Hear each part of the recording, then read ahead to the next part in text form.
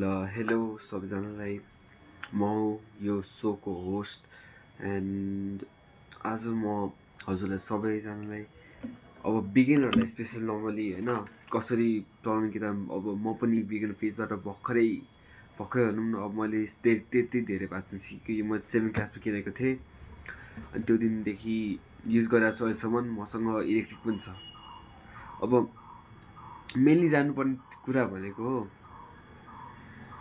Finger placement र कर्ड्सहरू अनि muscle memories अनि कति प्रेसरले प्रेस गर्ने यताउता जान्ने हो यो हो मन्त्रको कर्म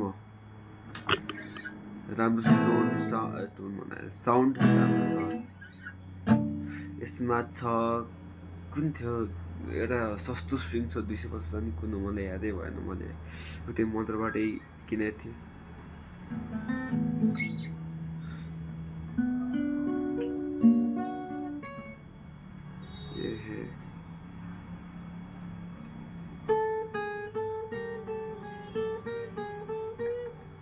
अब फर्स्टमा सिक्नुपर्ने भनेको अब सब बिगिनरलाई हो अब के गर्ने फर्स्टमा किनेपछि ल अब त्यस्तो गर्छ होला नर्मली म्याक्सिमम म भन्न चाहन्छु त्यही गर्छ होला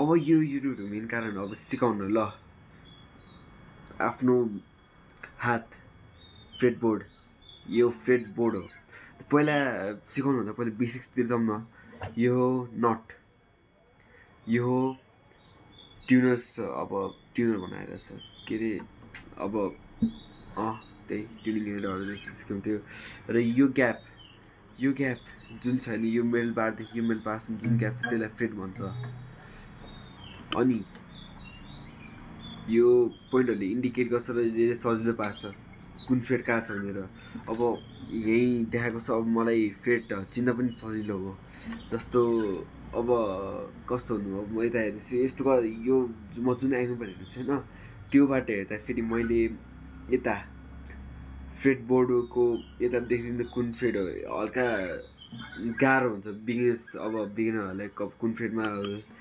जाँदैछ के गर्दैछ गर्नुपर्छ 1 2 3 4 भनेर त्यही भएर यो गाइडलाइनहरू छ यो 3 हो भने थाहा पाइहाल्नुपर्छ फर्स्टमा 3 आउँछ त्यो पछि 5 त्यो पछि 7 त्यो पछि 9 त्यो पछि 12 सबै यो एकको छ यो पनि यो +2 भन्नुहुन्छ अब यो पनि 2 तर यहाँ 3टा छ 3टा स्टेप छ यो 9बाट 3 स्टेप छ यो 12 फ्रेटमा राख्ने कारण हो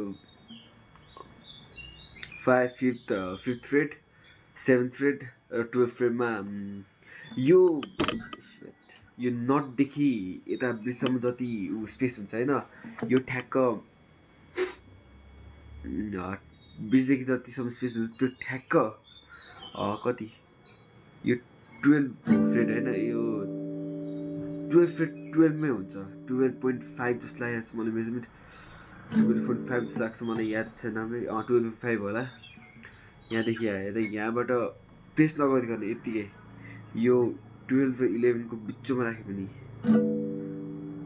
यो हो के थियो हार्मोनिक नोट हार्पेजियस भन्छ अनि यो 5 7 र 12 मात्रै बज्छ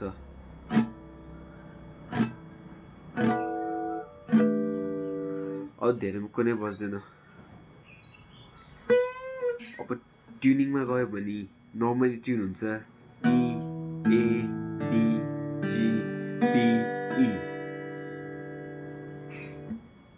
त्यही हो स्ट्यान्डर्ड ट्युनिङ अब अरू अझै ट्युनिङ छ C sharp छ G छ तर त्यो अहिले केही नै छैन अहिलेको लागि भने E A B G B E यति हो अहिले नेसेसिटी भनेको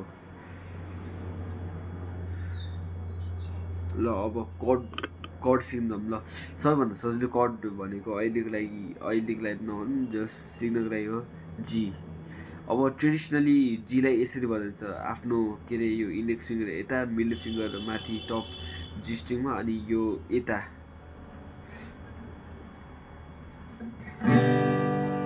या भन्ने हुन्छ आफ्नो इन्डेक्स फिङ्गर फर्स्ट स्ट्रिङको थर्ड फ्रेडमा, अनि मिडल फिङ्गर सिक्स स्ट्रिङको थर्ड फ्रेडमा, अनि यो पोइन्टिङ फिङ्गर फिफ्थ स्ट्रिङको सेकेन्ड फ्रेडमा। यो हल्का ट्रेडिसनल वे भयो होइन, यसरी नै धेरै जस्तो ठाउँमा। तर गर्न चाह्यो भने हल्का अझै टोन या त्यो सार्पनेसलाई आफ्नो पिङ्की फिङ्गर फर्स्ट फ्रेडमा, फर्स्ट स्ट्रिङको थर्ड फ्रेडमा, index finger second string third फ्रेडमा, अनि आफ्नो मिडल फिङ्गर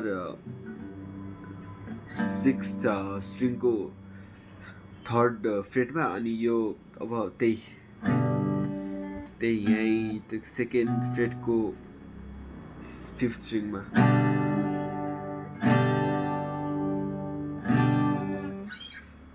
अनि यो पछि छ अर्को सजिलो भने ए को लागि आफ्नो पिङ्की फिङ्गर सेकेन्ड स्ट्रिङको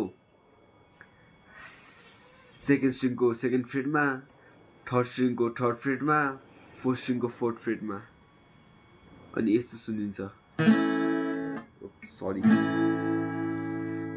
यहाँ कुन कुन नोटहरू कुन स्ट्रिङहरू म्युट पनि हुन्छ, जस्तो यो डी यसरी, यसको माथि यो र ई र ए स्ट्रिङहरू बज्दैन।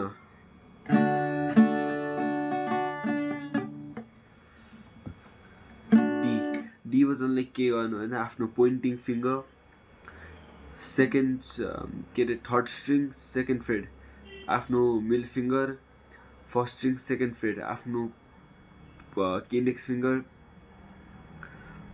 Second string third fret बजायो।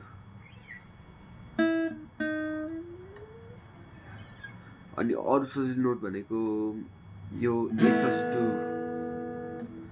के होइन, यो यसरी समात्ने, अनि आफ्नो गिटारको सेकेन्ड फ्रेडको फोर्थ र थर्ड स्ट्रिङले यसरी समात्ने, अनि साउन्ड बजिन्छ यसमा।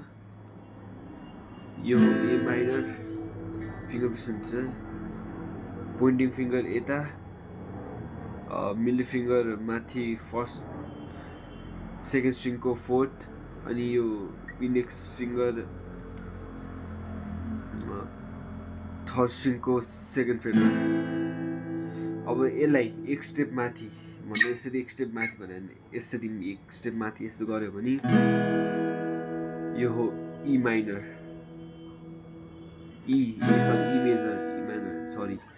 त्यो पछि एफ दुई प्रकारले बजाइन्छ। यो हो नर्मली बजाइदिने,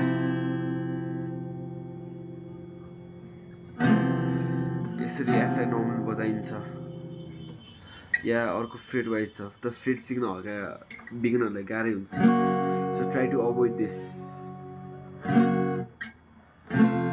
डेली हल्का यसरी गरेर प्रेस गरेर सिके हुन्छ। ल अर्को अब भन्नुमा यस्तो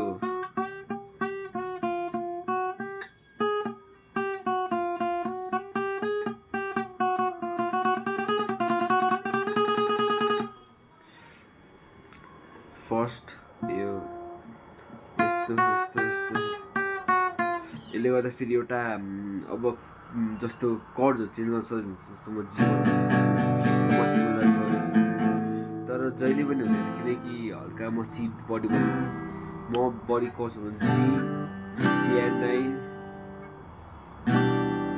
सी के थियो सी, अनि यिनीहरू कर्डहरू त्यसमा सी म मध्ये धेरै बचाउँदिनँ। यो डेली प्र्याक्टिस गऱ्यो भने 30 डेसम्म पर्फेक्ट हुन्छ। किताब बचाउने धेरै समय लाग्छ, वर्षौँ लाग्छ मास्टर गर्नु, तर हल्का बेसिक चाहिँ छिटै मास्टर हुन्छ। अब मसँग कस्तो किताब छ र मलाई एम्पहरू चाहिँदैन, यो सेमी अकुस्टिक हो भनेपछि यसमा इलेक्ट्रिक कम्पोनेन्ट्सहरू पनि छ जसमा म आफ्नो एम्पे अथवा केही प्रोग्राम्सहरूमा मिक्सहरू जोड्न सक्छु। र अर्को हो इलेक्ट्रिक गिटार मसँग त्यहीँ छ बसेको ब्यागबाट ननिकाल्नु मलाई अहिले। अब इलेक्ट्रिक गिटारमा अब हामीलाई कि एम्प चाहियो कि अडियो इन्टरफेस, दुईबाट एउटा चाहिन्छ। अब अडियो इन्टरफेस भयो भने हामी रेकर्डिङ गर्न सजिलो भयो, अनि हेडफोन लगाएर पनि सुन्न पायो भने त्यो साउन्ड त्यति धेरै पनि प्रड्युस हुन्छ इलेक्ट्रिक गिटारबाट। यति नर्मली जोडिकन जोडेर बजायो भने त्यो फुल साउन्डहरू आउँछ, राम्रो हुन्छ। अब बजेट अनुसार हुन्छ, अब कतिको किन्नु लागेको त्यसको अनुसारमा एम्प पनि 30,000सम्म अब बजेट छ भने ठ्याक्क एम्पसँगै आउँछ। नभए एउटा चिप त नभनौँ, just second hand used up to 20 या अप टु 10 to 8,000 लिने। अनि एम्पहरू पनि सेकेन्ड ह्यान्ड कसले बेचिरहेको हुन्छ, कन्डिसन राम्रो चेक गरेर मात्रै दिने हो त्यो एम्पहरू, केही बिग्रिनु हुनसक्छ। मसँग एफोर्डको क्युब 12 छ, क्युब 25। त्यो ब्याट्री पावर हो, मलाई असल चलिरहेछ। त्यो मलाई लिनुभन्दा लिएको हो एकजना मान्छेसँग होइन, अहिले उहाँ विदेश जानुभएको छ। अब अडियो इन्टरफेसमा हामी डाइरेक्ट क्वार्टर-इंच ज्याक या टिआरएस केबललाई हामी त्यहाँको पोर्टमा जोड्छौँ अनि गिटारमा। अनि हेडफोन ज्याकहरू, यदि साउन्ड आउटपुट चाहियो भने हेडफोन ज्याकमा लगायो अनि बजायो, साउन्ड आयो। या अब साउन्ड आयो भन्नाले अब केही एप्सहरू इन्स्टल गर्नुपर्छ जसको ब्यान्ड ल्याबको केकवाक छ, एम्पहरूको लागि एम्प सिम्सहरू पनि भनिन्छ, प्रिसोनस छ, अडियो लिङ्क धेरै छ। अब कुन चाहिएको त्यसको अनुसार हुन्छ, अब कि फ्रीमा चाहिएको कि किन्ने हो कि अनुसारमा। अब अर्को चिज भने यो आइरिक छ, यो मलाई पर्यो 800। मैले एउटा डिलरबाट किनेको हो, डिलर एउटा हाम्रो बजारमा डिलर थियो। यो ओरिजिनल हो, कपिड होइन, यो कपिड माल हदै होइन, यो त्यति म चाहिँ भन्न सक्छु। राम्रै साउन्ड आउँदो रहेछ। मैले यसलाई एकचोटि खोलेर हेरेको थिएँ, क्युरोसिटीले राम्रो थियो। यसलाई आफ्नो मोबाइलको हेडफोन ज्याकमा जोड्ने अनि आफ्नो गिटारको टिआरएस केबल या त्यो गिटार केबललाई यता जोड्ने अनि यता हेडफोन जोड्ने अनि बजाउने। मैले चाहिँ युज गर्ने भनेको गिटार एफएक्स हो, तर मैले पाइरेट युज गरेको छु, त्यो फ्री छैन। मैले ह्याप्पी मोडबाट के गरेर डाउनलोड गरेको थिएँ। अब मैले पाइरेट गरेर चलाएको छु, मलाई राम्रै मजा आयो चलाउन। अर्को हो पिकहरू। अब मैले युज गर्ने पिकहरू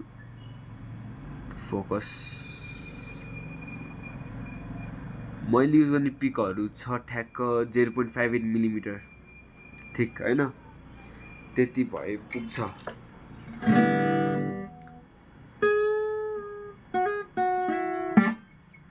यति भए पुग्छ। या जस्तो म एउटा के भन्छ सोलो प्लेयर भयो होइन, त्यसलाई यो 58 मिलिमिटर पिकले पुग्दैन। या एक भन्दा माथि या सकेसम्म 8 या 9सम्मको थिकनेसको पिक चाहिन्छ, किनकि यो गर्दा त बेन्ड हुन्छ हल्कै।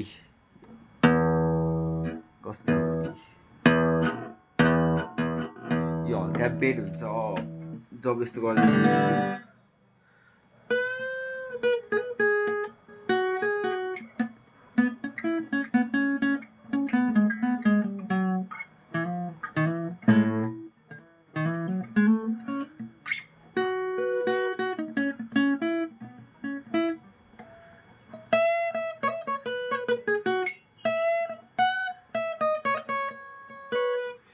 मैले आज बिहानका पिकको थिकनेस भएन मैले अब स्ट्रमिङको लागि मात्रै होइन म पिक स्ट्रमिङको लागि होइन उसलाई पनि युज गर्छु किनकि यत्तिकै हातले गर्नुभन्दा पिकले गर्नु सजिलो हुन्छ मलाई ल अब यति भन्दैमा म भिडियो एन्ड गर्न चाहन्छु हल्का लामो जस्तो मलाई थाहा छैन कतिको भयो अब म सकेसम्म आई ट्राई टु इम्प्रोभाइज होइन improvise I will try to होइन स्टिकर हेरेर भनेको यस्तो कवाडी भइसक्यो स्टिकर पनि होइन I will try to say that अब बिस्तारै सिकिन्छ